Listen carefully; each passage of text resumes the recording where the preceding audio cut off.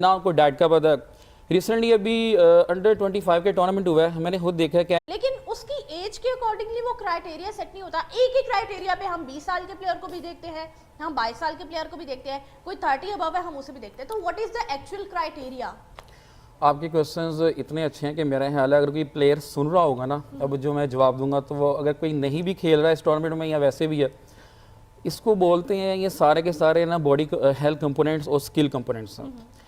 अब अगर किसी भी प्लेयर को आप ले लें, अगर उसकी स्ट्रेंथ एंड कंडीशनिंग फिटनेस अच्छी नहीं है, फिटनेस ट्रेनिंग आ गई, दूसरा कंपोनेंट है आपका डाइट जिसे न्यूट्रिशन बोल रहे हैं, और तीसरा लाइफस्टाइल। अगर ये तीनों चीज़ें उसकी अच्छी नहीं हैं तो इंजरी होगी। अगर उसकी फिटनेस अच्छी नहीं है, आपने जो क्राइटेरिया का बात की है, क्योंकि मैंने अंडर 16 के टूर्नामेंट भी करवाए भी हैं, देखे भी हैं, ट्रेनिंग भी करवाई है, इवन कि आपको याद होगा काफ़ी बच्चों को मैंने देखा है। अब मसला यह है कि जो हमारा लो लेवल है, जो छोटे प्लेयर्स हैं उनका भी फिटनेस लेवल नहीं है।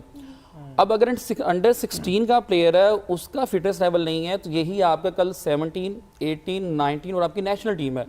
अब काम वहाँ से स्टार्ट है, अब वहाँ पे कुछ है ही नहीं है, ना उनको डाइट का पता है।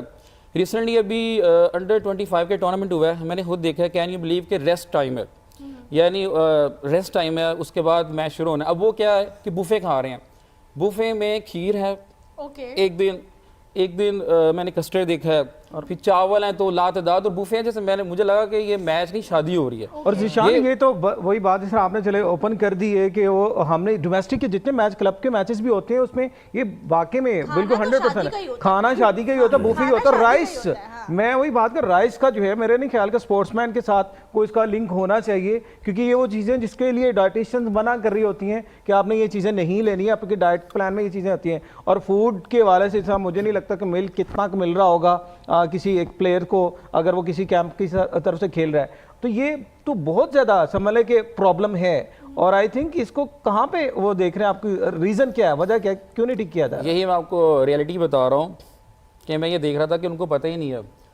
अब इसी टीम ने बैटिंग करनी थी, ठीक है, अब इतना खाने के बाद मेरे सामने वो सारे आउट हो रहे हैं। क्यों? कि वो भाग ही नहीं सकते। और मैं ये हैरान हूँ कि मैं उनको समझा रहा हूँ कि वो मेरा पहला मैच था, मैं as a strength and conditioning या फिटनेस कोच था। दूसरे वो आसिफ साहब हमारे दोस्त वो कोच थे। मैंने कहा यार आप नहीं जीत सकते, कल की इनिंग में मुझे बताना है इन्होंने क्या करना। फिर वहीं पे एक प्लेयर थे, फिर वो सही हुए, फिर पता चला खाना क्या है, पीना कैसे है।